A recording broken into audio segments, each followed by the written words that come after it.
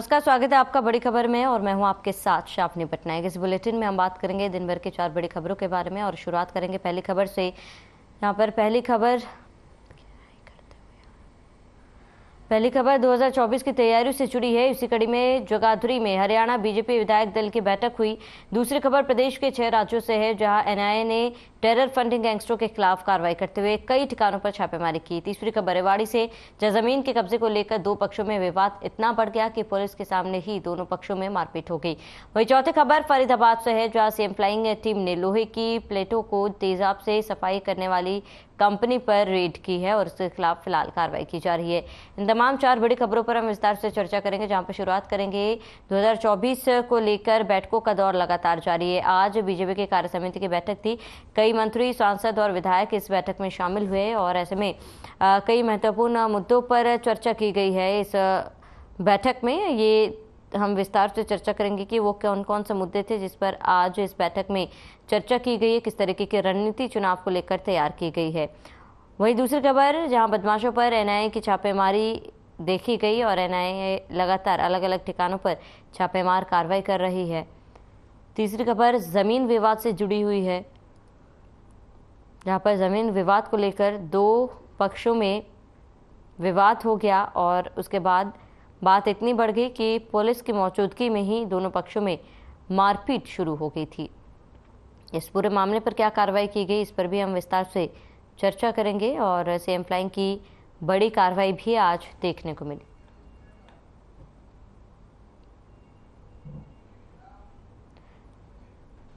तो 2024 की तैयारियों को लेकर हरियाणा में राजनीतिक पार्टियों की बैठकों का दौर लगातार जारी है। यमुनानगर के जगाधरी में बीजेपी विधायक दल के कार्यालय में मुख्यमंत्री मनोहर लाल ने विधायकों के साथ बैठक की। इस बैठक में कैबिनेट मंत्री मूलचंद शर्मा समेत कई विधायक शामिल हुए हैं। तो वहीं बीजेपी प्रदेश अध्यक्ष ओम प्रकाश धनखड़ ने बैठक की अध्यक्षता की है और बैठक में मुख्यमंत्री मनोहर लाल, प्रदेश प्रभारी बिप्लब देव और सांसद, मंत्री, विधायक और प्रदेश पदाधिकारियों ने हिस्सा लिया। इस बैठक में केंद्र सरकार के 9 साल पूरे होने पर आगे आने वाले कार्यक्रमों की रणनीति बनाई गई। बताते चले कि 19 मई को जिला कार्यकारिणी की बैठक का आयोजन किया जाएगा, तो वहीं 21 मई को मंडलों की कार्यकारिणी की बैठक का भी आयोजन किया जाएगा। तो बीजेपी प्रदेश कार्यकारिणी की बैठक भी आयोजित की जाएगी। बता दें कि इस बैठक में सीएम ने विधायकों के साथ बैठक की है और आने वाले समय में कई कार्यक्रम है, उसको लेकर बैठक में चर्चा की गई। खासतौर पर चुनाव को लेकर इस बैठक में चर्चा की गई है। तो इस बैठक में सीएम भी मौजूद थे और कई अहम मुद्दों पर आज चर्चा भी हुई है। बीजेपी प्रदेश कार्यकारिणी ने बैठक की है।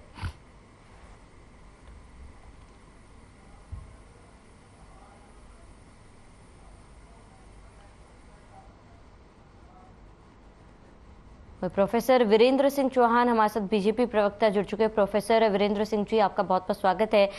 वीरेंद्र सिंह जी, क्योंकि बैठक लगातार जारी है और ऐसे में साफ तौर पर ये नजर आ रहा है कि बीजेपी आने वाले चुनाव को लेकर पूरी तरीके से तैयार है। भारतीय जनता पार्टी चुनाव को लेकर हमेशा तैयार रहती है। आज पार्टी की प्रदेश कार्य समिति की प्रदेश कार्यकारिणी की कामकाजी बैठक है, जिसमें केंद्र सरकार के 9 वर्ष पूरे हो रहे हैं इस महीने के अंत में। तो जून में हम उसको पूरे व्यापक पैमाने पर देश भर में वो अभियान लिया जाने वाला है जनसंपर्क का। हरियाणा में उस अभियान को कैसे लेना, उसकी योजना बनाने के लिए आज की बैठक आयोजित की जा रही है। बिल्कुल प्रोफेसर वीरेंद्र सिंह जी, क्योंकि देखिए आज बैठक आयोजित की गई और ऐसे में कौन कौन से वो महत्वपूर्ण मुद्दे थे जिस पर आज चर्चा की गई है और बात की गई है? 9 वर्ष का केंद्र सरकार का कार्यकाल, उसकी सभी उपलब्धियां, राज्य सरकार के कार्यकाल की उपलब्धियां, चुनाव से पहले संगठन को और कैसे मजबूत करना है, उन सब बातों की विस्तृत चर्चा हुई, कार्यक्रम बने और धरातल पर उस पर काम होता हुआ आने वाले 2-3 महीनों में नजर आएगा। बिल्कुल जी। प्रोफेसर वीरेंद्र सिंह जी, क्योंकि देखिए लगातार आने वाले समय में भी अभी बैठकों का दौर जो है वो जारी रहेगा, आने वाले समय में कार्यकारिणी की भी बैठक होने जा रही है। क्या संभवतः कोई बड़ा फैसला बीजेपी की तरफ से लिया जा सकता है आने वाले समय में? निरंतर काम करती है और बड़े हमारे हर निर्णय महत्वपूर्ण होता है, हमारा हर कार्यक्रम महत्वपूर्ण होता है। सब कार्यक्रम पूरी ताकत के साथ हम करते हैं। ठीक है वीरेंद्र सिंह जी, लौटूंगे आपके पास। वहीं केवल डिंगरा कांग्रेस प्रवक्ता हमारे साथ जुड़ चुके हैं। केवल जी, आपका भी बहुत बहुत स्वागत है। केवल जी, क्योंकि देखिए बीजेपी लगातार बैठक कर रही है और ऐसे में कहीं ना कहीं चुनाव को लेकर बीजेपी की तैयारी दिख रही है। कांग्रेस की बात की जाए तो कांग्रेस चुनाव को लेकर कितनी तैयार है और क्या तैयारी है? जी देखिए, 2024 में कांग्रेस पूरी तरह से तैयार है और मैं ये भी बताना चाहता हूँ, बीजेपी की जो हालात है उससे जो आपने देखा होगा कि जो सीएम के संवाद प्रोग्राम है, आप रोज कवर करते होंगे, आपने देखा होगा किस तरह से बेटी बचाओ बेटी पढ़ाओ का कार्यक्रम चल रहा है। महिलाओं की इज्जत का किस तरह से ख्याल रखा जा रहा है कि लेडीज अपनी चुन्नी उठा के मुख्यमंत्री के पाँव में रख देती है और मुख्यमंत्री उसको उठा के पुलिस के द्वारा बाहर फेंकवा देते हैं।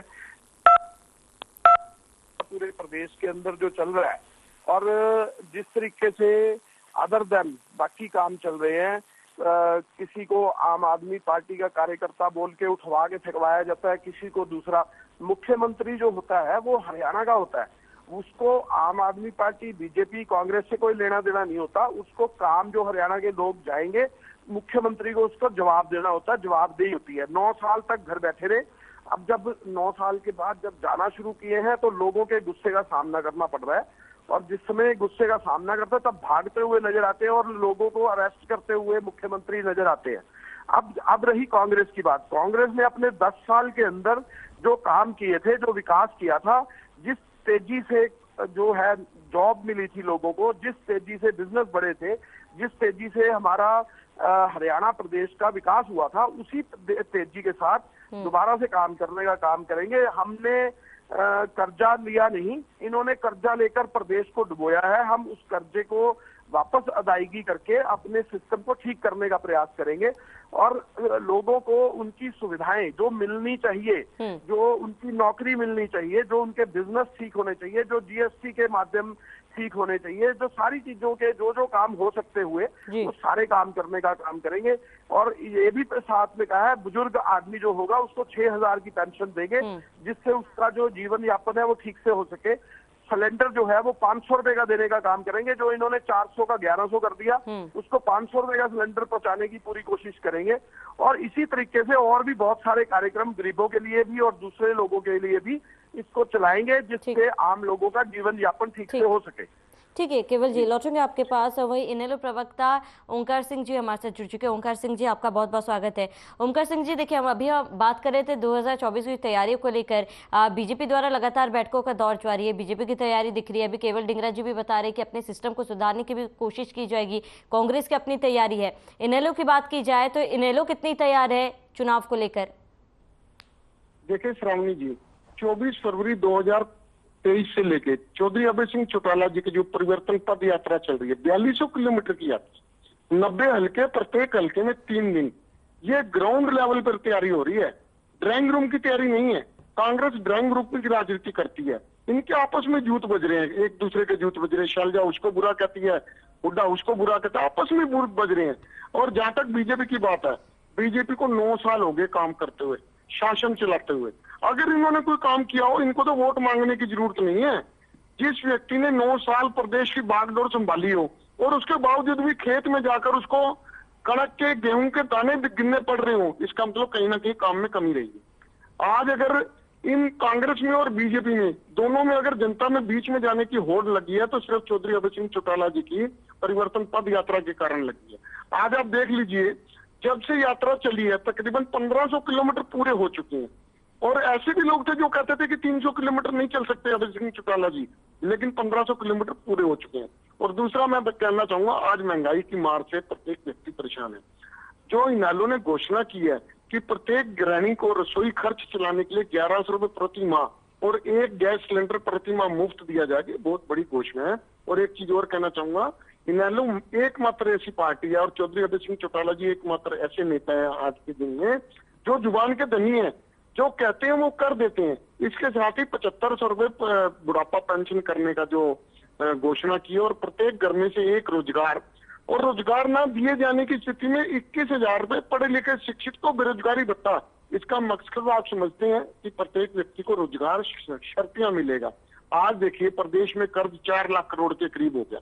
1,83,950 करोड़ रुपए का बजट पेश किया इन्होंने और उसके अंदर 1,000 करोड़ रुपए उद्योग के लिए रखे हैं। यही 1,83,950 करोड़ के बजट में यदि 10,000, 20,000, 30,000 रुपए औद्योगिक क्षेत्र के लिए रखे जाएं तो इंडस्ट्री में इतने रोजगार उत्पन्न हो जाएंगे कि जो व्यक्ति, जो बच्चा सरकारी नौकरी ढूंढता है वो सरकारी नौकरी की बजाय अपने रोजगार में या निजी क्षेत्र में रोजगार का इच्छुक होगा। लेकिन अफसोस सरकार रोजगार देना नहीं चाहती, सरकार शिक्षा देना नहीं चाहती, क्योंकि अनपढ़ रहेगा इंडिया तो क्वेश्चन नहीं करेगा इंडिया। ये इनका बीजेपी का मूलभूत इस वक्त इनका स्लोगन बन चुका है। और दूसरी बात, आज 10 साल हो गए कांग्रेस ने अपना राज किया, 2004 से लेकर 2014 तक 9 साल हो गए बीजेपी के शासन को। जनता ने दोनों का शासन देख लिया। अब जनता पूरी तरह से इनेलो के ऊपर समर्पित है और परिवर्तन पद यात्रा में जनता जिस तरह से यात्रा में जुड़ रही है और समर्थन मिल रहा है, हमें पूर्ण विश्वास है 2024 में इनेलो के गठबंधन में या इनेलो की सरकार बनेगी। और एक चीज और स्पष्ट करना चाहूंगा, चौधरी अभय सिंह चौटाला और चौधरी ओम प्रकाश चौटाला जी ने बहुत बार ये कह दिया कि हम प्रदेश हित में जो भी व्यक्ति हमारे साथ आना चाहेगा उसका स्वागत करेंगे। इसका मतलब स्पष्ट है कि हम स्वार्थी और लालची किस्म के लोग नहीं है। हम प्रदेश हित पहले देखते हैं, अगर प्रदेश हित में गठबंधन कोई करने के लिए आएगा तो हम उसके लिए तैयार। ठीक है ओंकार सिंह जी, लौटेंगे आपके पास। प्रोफेसर वीरेंद्र सिंह जी लगातार बने हुए। प्रोफेसर वीरेंद्र सिंह जी, आपने दोनों ही प्रवक्ताओं को सुना। देखिए दोनों ही पार्टियों की तरफ से अपने अपनी तैयारियां जो है उन्होंने बात रखी है। परिवर्तन यात्रा की बात कर ली जाए, भारत जोड़ो यात्रा की बात कर ली जाए, दोनों की तरफ से अपनी अपनी तैयारियां है। आपको लगता है कि एक बड़ी चुनौती आने वाले चुनाव में बीजेपी के लिए बन सकती है?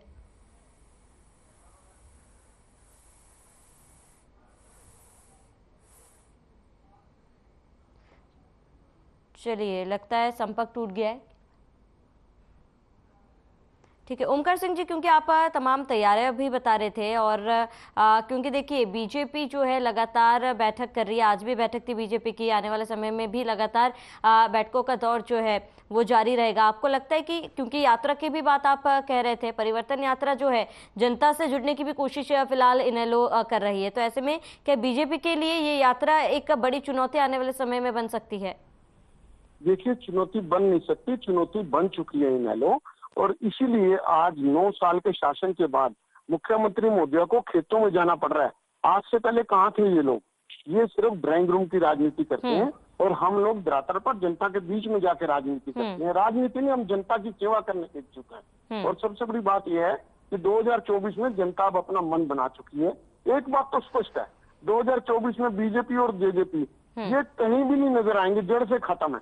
सिंगल डिजिट में रहेगी बीजेपी, और जेजेपी का तो क्या कहना, क्योंकि जेजेपी आज अगर बीजेपी सत्ता में है तो हरियाणा की जनता मुख्य रूप से मानती है कि ये जेजेपी के कारण सत्ता में है। क्योंकि जेजेपी एक ऐसी पार्टी है जिसने बीजेपी के विरोध में वोट लिया था।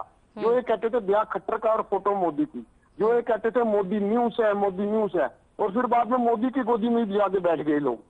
तो इसलिए जो भी स्थिति होगी 100% इनेलो के फेवर में होगी 2024 में, और हम पूर्ण रूप से सरकार पर। ठीक है ओमकार सिंह जी, लौटूंगा आपके पास। केवल डिंगरा जी लगातार हमारे साथ बने हुए। केवल जी आपका रुख करूंगी, क्योंकि ओमकार सिंह जी को भी सुना, उन्होंने साफ कई आरोप भी लगाए कांग्रेस पर और ये भी कहा कि कांग्रेस में आपसी संबंध जो है वो सही नहीं है कहीं ना कहीं। ऐसे में चुनाव जीतना कांग्रेस के लिए कहीं ना कहीं कठिन हो सकता है।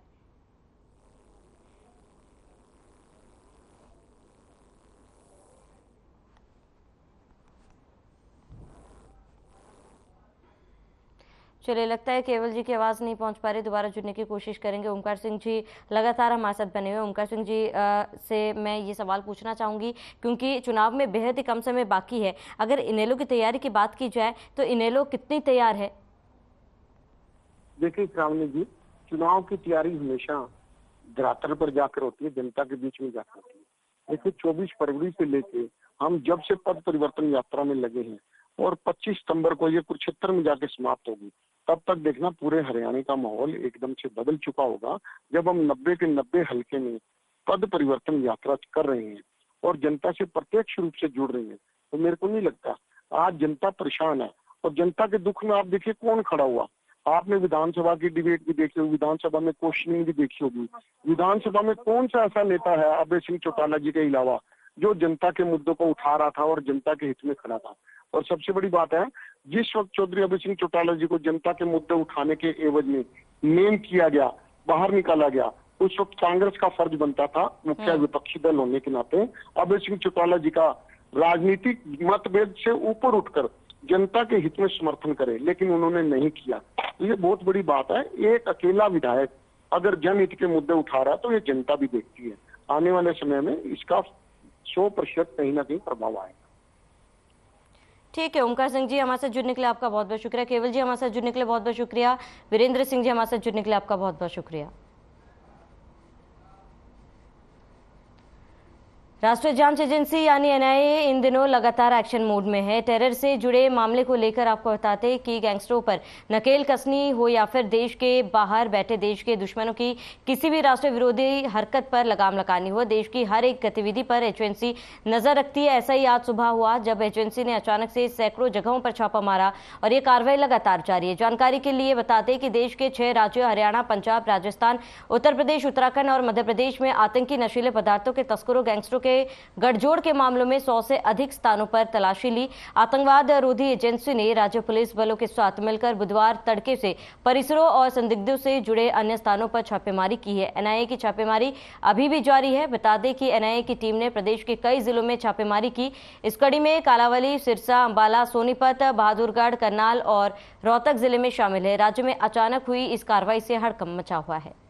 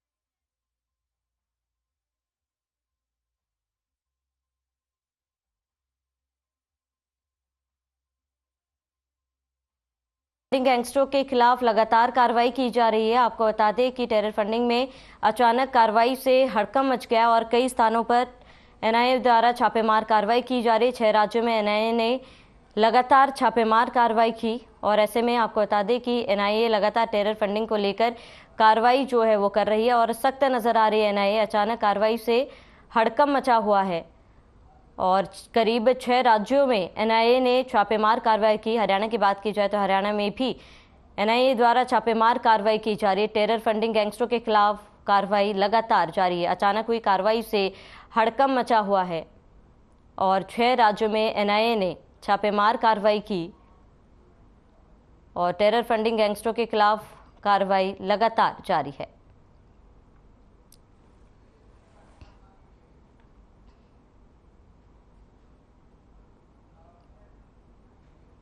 रेवाड़ी में झगड़े का एक वीडियो सामने आया है जिसमें साफ दिखाई दे रहा है कि जमीन के कब्जे को लेकर 2 पक्षों में विवाद हो गया था। बता दें कि इतनी बड़ी दोनों पक्ष पुलिसकर्मी के सामने ही आपस में भिड़ गए। वहीं पुलिस की मौजूदगी में दोनों तरफ से खूब लात घूंसे चले और गाली गलौज के साथ पथराव भी किया गया। इस दौरान पुलिसकर्मी पूरी तरह से बेबस दिखाई दिए। बता दें कि वीडियो में एक युवक लाठी लेकर हमला करता हुआ भी दिखाई दिया। दोनों पक्षों की तरफ से पुलिस चौकी में शिकायत दर्ज कराई गई थी। बता दें कि रेवाड़ी के गांव राजगढ़ में उदयवीर और जगदीश के परिवार के बीच काफी समय से 1 बीघा जमीन को लेकर विवाद चल रहा है। बताया जा रहा है कि एक पक्ष के नाम जमीन है तो दूसरे पक्ष का 40 साल से कब्जा है। आरोप है कि एक पक्ष इसी जमीन पर कब्जा करने पहुंच गया जिसको लेकर विवाद बढ़ता गया और मारपीट भी हो गई। फिलहाल पुलिस मामले की जांच में जुटी हुई है।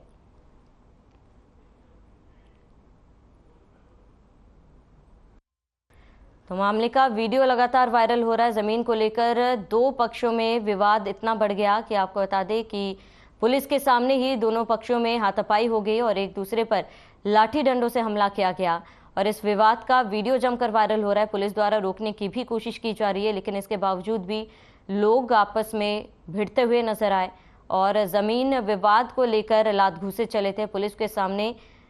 आपको बता दें कि विवाद इतना बड़ा था, जमीन विवाद का ये पूरा मामला था जिसमें दोनों पक्षों में हाथापाई हो गई और दोनों पक्षों में लात घूंसे चले और जमीन को लेकर ये विवाद इतना बढ़ा कि पुलिस के सामने ही दोनों पक्षों में भिड़ंत हुई और एक दूसरे पर लात घूंसों से हमला किया गया।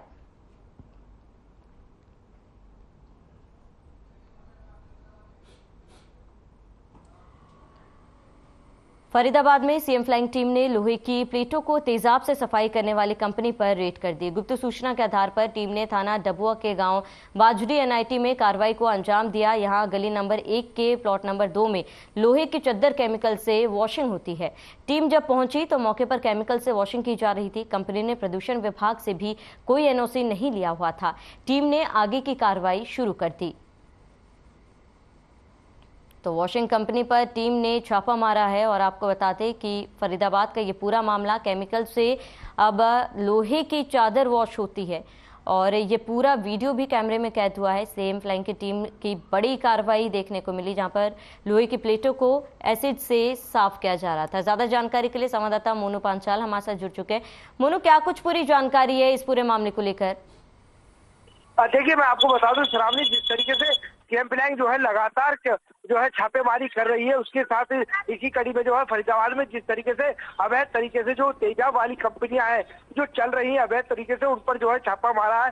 क्योंकि जिस तरीके से देखा जा रहा है कि जो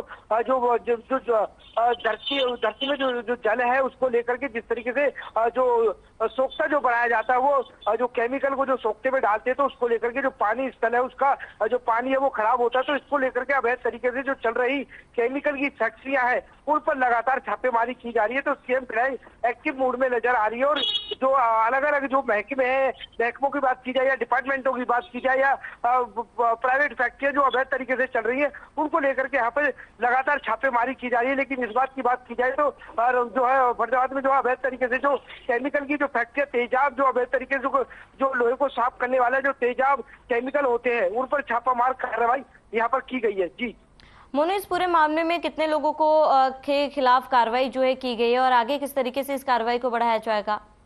देखिए, जिस तरीके से अभी तक तो जो जिस तरीके से छापा यहाँ पर मारा गया है तो वहाँ पर जो कंपनी के जो मालिक हैं जो वहाँ से जो पूछताछ की गई है पोल्यूशन डिपार्टमेंट को लेकर के भी वहाँ साथ में थे, तो उनसे जो पोल्यूशन डिपार्टमेंट का जो प्रमाण पत्र है वो मांगा है, वो वहाँ पर नहीं दिखाया गया है। तो इस तरीके की जो तमाम जो यहाँ पर खामियां है वो पाई गई है। लेकिन जिस तरीके से बात की जाए जो लगातार अवैध तरीके से जो फैक्ट्रियां चल रही है उस पर कानूनी कार्रवाई की जा रही है। उसके साथ साथ मैं बता दूं कि जिस पोल्यूशन विभाग ने जो आगे की जो स्थानीय जो थाना पड़ता है उसमें जो कंप्लेंट देकर के आगे की कार्रवाई जो अमल में लाने की बात की गई है। जी ठीक है मोनू, तमाम जानकारी के लिए आपका बहुत बहुत शुक्रिया। तो चलिए इसी के साथ इस बुलेटिन में फिलहाल मेरे साथ इतना ही। देश और दुनिया की तमाम बड़ी खबरों के लिए बने रहे हमारे साथ।